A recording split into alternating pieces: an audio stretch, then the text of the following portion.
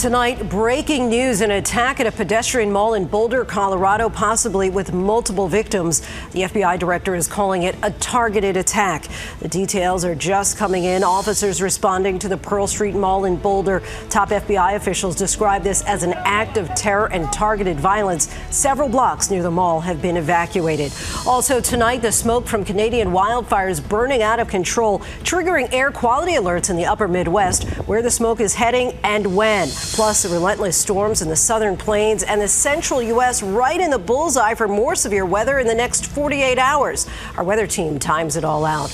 A massive drone strike by Ukraine blowing up dozens of Russian warplanes. How they managed to sneak drones over the border. New video shows the drones emerging from shipping containers and then destroying many of Russia's long-range bombers. Moscow launched its own massive drone attack, and President Trump said to be frustrated with both sides. The war in Gaza takes another deadly turn. Dozens of Palestinians killed near an aid distribution site. What the Israeli military is saying about the shooting. The chaotic scene in North Carolina. Police say at least 80 shots were fired at a house party packed with high school students. One killed, at least 11 others injured. What we're learning about the investigation. The spending battle heats up in Washington. The so-called One Big Beautiful Bill barely passed the House, and it faces an uncertain future in the Senate. Nonpartisan analysts say it could add trillions to the national debt. House Speaker Mike Johnson denies it, and the Republican senator who was jeered over what she said about Medicaid cuts. Outrage tonight after ICE detains a high school student who was on his way to volleyball practice. How a 2-year-old wound up on a luggage conveyor belt at Newark Airport, and how the child was rescued. Why a powerful storm on the sun could lead to a brilliant sky show in some unexpected places on Earth. And America strong tonight. After a devastating accident, doctors weren't sure if he'd ever walk again, but his determination proved otherwise. From ABC News World Headquarters in New York, this is World News Tonight. Good evening, everyone. Thanks so much for joining us on this Sunday. I'm Lindsay Davis. We do begin tonight with breaking news. Police are responding to what the FBI is calling a targeted terror attack at an outdoor pedestrian mall in Boulder, Colorado. Local law enforcement and FBI agents are on the scene. Several injuries have been reported, and authorities say some may have been set on fire. The governor of Colorado released a statement saying he's closely monitoring what he described as a heinous act of terror. Police have evacuated several blocks in and around the mall and are asking people to avoid the area. A suspect is in police custody. This happening during a pro-Israel demonstration. ABC's Mola Lange leads us off tonight. Boulder police responding to calls of people being set on fire during a peaceful demonstration in support of Israeli hostages. There's multiple mixed reports about if people are on fire now. We're getting lots of 911 calls. The group meets regularly and is affiliated with the organization Run for Their Lives. One of their leaders says a man was waiting for them and began throwing a box of bottles at them, saying several people were set on fire. One, an elderly woman. He yelled expletives about the Jewish people, about Zionists, Free Palestine and whatnot. It reminded me of what happened in Washington, D.C. a couple weeks ago. These images of a man holding what appears to be 2 Molotov cocktails before being tackled by police. Authorities say they have a suspect in custody. FBI personnel assisting local police on the scene. Director Kash Patel says the agency is investigating the incident as an act of terror and targeted violence. But local police are not going that far, saying it's too early to characterize what kind of attack it is. Well, Lindsay, House Speaker Mike Johnson condemning the attack tonight, calling it heartbreaking and deeply disturbing. And we're told President Trump has been briefed about the incident, Lindsay. Mola, thank you. Now to the air quality alerts as the wildfire smoke from Canada blankets skies across the upper Midwest. A state of emergency in Canada as thousands are forced to evacuate their homes. Firefighters are battling more than 170 wildfires. That smoke is casting a haze over the skies in places like Milwaukee, Wisconsin, and parts of Minnesota and Michigan are under air quality alerts. And the southern plains and central U.S. are bracing for yet another round of dangerous storms. Here's ABC's Christiane Cordero. Tonight, more than 170 active wildfires across Canada, forming dense smoke visible from space as it drifts deep into the U.S. Air quality considered unhealthy across parts of the upper Midwest. That wildfire smoke continuing to be an issue even into Monday. Hazy skies over millions of people from Duluth to Des Moines. For parts of North Dakota and Minnesota, officials telling residents to keep windows closed overnight to prevent smoke from getting indoors. And if possible, run central air conditioning. It's a big fire, so it's pretty bad. The massive wildfires burning hundreds of thousands of acres, prompting the U.S. to deploy more than 150 firefighters and air tankers to help battle the flames. The smoke now making its way into the south just days after tornadoes ripped through. An EF2 touched down in Kentucky, according to the National Weather Service, killing one person and injuring at least 14. And another tornado in Henry County, Georgia, injuring 2. Officials there now changing the county's severe weather alert system after several residents said they didn't hear the outdoor sirens or get warnings on their phones until after the tornado hit. Ooh. Neighboring states getting heavy rain and wind, now bracing for hurricane season, officially starting today. Lindsay, NOAA predicts a more active than usual hurricane season, and some scientists are concerned staffing cuts by the Trump administration could impact the agency's ability to forecast and prepare for future storms. Lindsay? Christiane, thank you. Let's get right to meteorologist Danny Beckstrom from our New York station WABC. Hi, Danny. Tell us where the smoke is heading. Lindsay, the upper Midwest has been stuck under the smoky haze for several days now, and it hangs around into the start of the work week. Today, the worst of the smoke stretching from Fargo across the state of Minnesota, where an air quality alert is still in effect. Tomorrow, it shifts east across the Great Lakes down into Illinois, but a new system taking shape in the central U.S. could finally help push that smoke back north while also fueling severe storms. Tonight, that threat focused in parts of Texas with damaging wind and large hail possible from Houston up to Dallas. On Monday, targeting the plains, then shifting east from Texas to Wisconsin on Tuesday. East of the storm, a big warm-up is the weather story. The East Coast turning up the heat by midweek. Lindsay? About to feel a lot like summer. Danny, thank you. Overseas now to Ukraine, launching a massive drone strike on Russian airfields. The attack allegedly destroyed more than 40 Russian planes. It took more than a year to execute and was personally supervised by Ukrainian President Zelensky. This is a new round of ceasefire talks are set to start on Monday in Turkey. Here's ABC's Marcus Moore. Tonight, Ukraine landing a punishing blow against Russia with a surprise drone attack, dubbed Operation Spiderweb, targeting key airfields and strategic nuclear-capable bombers deep inside Russia. More than 40 aircraft ablaze after the highly sophisticated operation was launched Sunday. Ukrainian sources giving ABC News details of the attack that was a year and a half in the planning. The drones were transported to Russia inside what looked to be shipping containers with retractable roofs that could be opened remotely.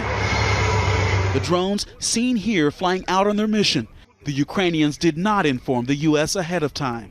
The high-tech planes worth billions of dollars now in ruins and will take years to replace. It looks like around 30% or higher of their strategic bombers were destroyed. Some of these drones were as low as $500, taking out million-dollar aircraft. It was a blow tactically, it was a blow strategically, and it was a blow politically. Elsewhere in Russia, officials said explosions from an alleged terror attack caused 2 bridges to collapse, one causing a train derailment. Russian officials said at least 7 people were killed and more than 60 injured. Earlier, Russia launching strikes of its own across Ukraine, the largest air assault since the war began. At least 12 people killed and dozens hurt. The apparent escalation in this war comes as President Trump has criticized Putin's attacks on civilians and grown increasingly impatient with both sides, threatening to walk away from peace talks scheduled to resume in Turkey tomorrow. Lindsay, a quick word on Ukraine's surprise strike, Russia calling it a terrorist attack. And tonight, President Zelensky claimed that the quote-unquote office for this operation was right next door to one of the headquarters for Russia's security service. Lindsay. All this on the eve of renewed peace talks. Marcus, thank you. Dozens were killed and hundreds injured near an aid distribution center in Gaza. Health officials and witnesses say Israeli forces opened fire on the crowds. Let's bring in ABC's chief foreign correspondent Ian Pannell in Tel Aviv. Ian, what are you learning tonight?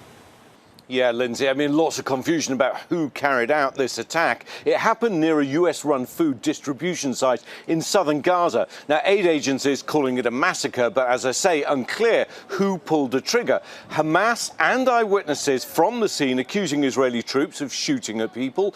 The US aid company that actually runs this site denying that there was an incident at all. But hospitals in the area overrun with patients with gunshot wounds. Israel conducting an investigation, a provisional investigation, later saying that its troops didn't fire at civilians in or near this site, but at the same time, an Israeli military official telling ABC News its troops did fire warning shots towards what it calls several suspects in the vicinity, while also insisting that there's no connection between the two. A senior Israeli source, though, blaming Hamas for the attack. Lindsay? Ian, thank you. Back here in the U.S., the urgent search for answers after a deadly mass shooting at a house party in North Carolina. One person is dead and 11 others injured. Authorities say nearly 100 people had gathered, mostly teens. Just moments ago, police said at least 80 shots were fired, and there may be more than one shooter. Here's ABC's Morgan Norwood. Tonight, investigators swarming a North Carolina neighborhood after a deadly mass shooting. One dead after a house party full of high schoolers turned fatal, 11 others injured. And today, investigators revealing they're looking for multiple suspects. Our investigation indicates more than one shooter was involved in the incident. We are still working to determine when they arrived, how they arrived, and what the reasoning was. Police today identifying the man who was killed as 58-year-old Sean Patrick Hood. One official telling ABC News police responded earlier to a noise complaint. Shots fired after a dispute. The call coming in just before 1 a.m. from a home in Hickory, just northwest of Charlotte. 2 patients have been shot in the leg at the door. The patient here has been shot in the chest, inside. EMS finding victim after victim. Emergency crews desperately calling for backup. We're overwhelmed out here. I will need both aircraft. Outside, frantic parents scrambling to find their children. I've had probably about 10, 15 cars trying to pull up here, asking for kids. It's mostly parents looking for children. Authorities say as many as 100 people, mostly teens, were inside when those shots rang out. It appears to us that both pistols and rifles were involved. Police say at least 80 shots fired during the chaos. 2 of the injured remain in critical condition. And Lindsay, authorities don't have anyone in custody just yet, but they say they believe the suspects were targeting someone inside that house party. Tonight, the FBI joining that investigation. Lindsay? Morgan, thank you. Now to politics and the battle over President Trump's so-called big, beautiful bill. Republicans are squabbling over whether it will boost the economy or add trillions to the nation's debt. Here's ABC senior White House correspondent Selina Wang. Tonight, President Trump's allies defending his so-called one big, beautiful bill against opposition from fellow Republicans. The One Big Beautiful Bill is a big first step to provide relief for the American people. Speaker Johnson now urging his Senate colleagues to get on board after the bill narrowly passed the House by just 1 vote. But they're pushing back. Well, the math doesn't really add up. Budget hawk Senator Rand Paul says there are enough unconvinced Republicans to block its passage. I think there are 4 of us at this point, and I would be very surprised if the bill at least is not modified in a good direction. At issue, the nonpartisan Congressional Budget Office predicting the bill could add $3.8 trillion to the federal deficit over 8 years. But Johnson flat out rejecting that. It's not going to add to the debt. The bill would extend Trump's 2017 tax cuts, end federal taxes on tips and overtime pay, spend nearly $50 billion to resume construction of a border wall, and slash funding for Medicaid. They're cutting Medicaid, throwing 15 million people off their health care in order to fund a tax cut for the super wealthy and for corporations. That is just fundamentally immoral. Republican Senator Joni Ernst facing backlash after she dismissed those concerns at a town hall in Iowa. People are not, well, we all are going to die. So, for heaven's sakes. Ernst then giving a sarcastic apology on social media. So I apologize. And I'm really, really glad that I did not have to bring up the subject of the tooth fairy as well. And Lindsay, the CBO estimates these Medicaid cuts could leave more than 8 million Americans without health insurance. But the White House insists no one is losing their coverage. Despite all this pushback, Republicans are aiming to get this bill to President Trump's desk by July 4th. Lindsay? Selina Wang from the White House, thank you. Outrage tonight after a Massachusetts high school student was detained by ICE agents on his way to volleyball practice. And tonight, the governor of Massachusetts is demanding answers. Here's ABC's Ika Jachi. Tonight, shock and sadness in Milford, Massachusetts. An 18-year-old high school student now in ICE detention, according to school officials.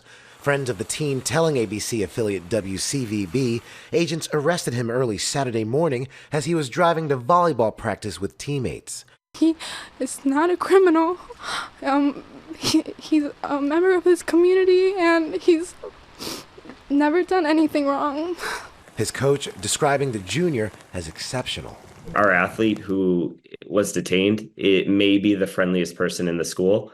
Every day, no matter how he felt, he always had a smile on his face. Friends and family telling our affiliate Milford is the only home the detained student has ever known after moving there at 6 years old.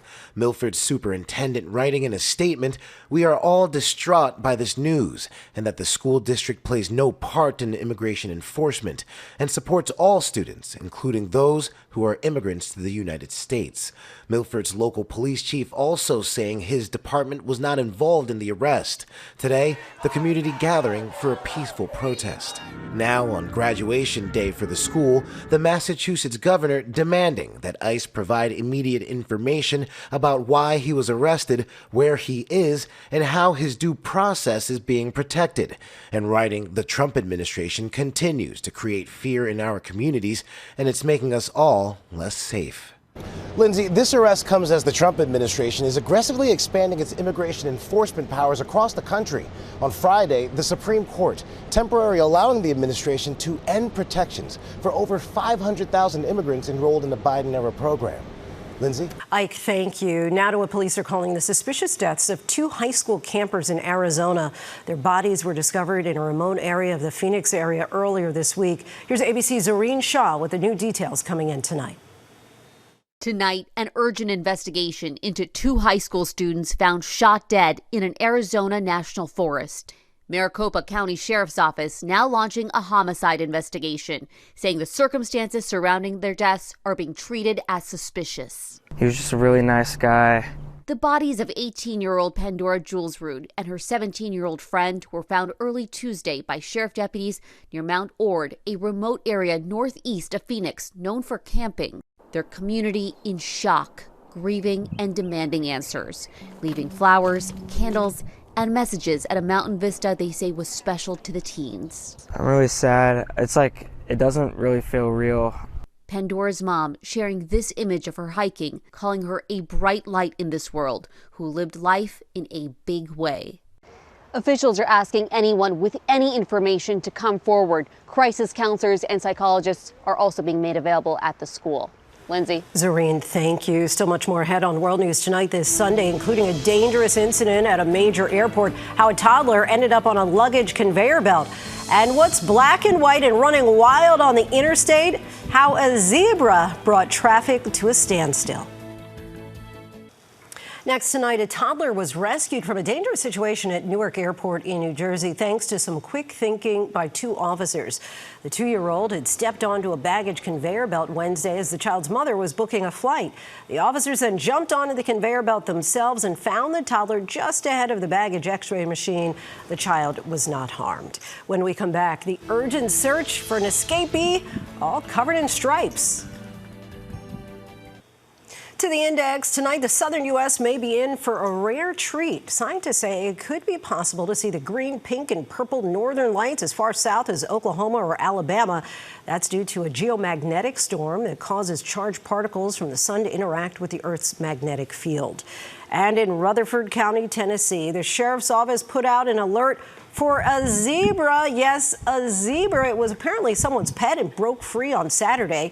Deputies closed down I-24 for a short time. The zebra disappeared into some woods and at last word has not yet been found.